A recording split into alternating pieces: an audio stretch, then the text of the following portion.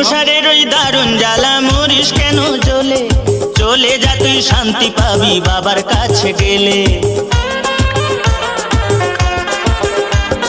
সংসারের ওই দারুণ জ্বালা মরিস কেন জ্বলে, চলে যা তুই শান্তি পাবি বাবার কাছে গেলে। একতেশ্বরে চলে যাবি রে, সেখানে ঢালতে হবে শুশুনিয়ার জল।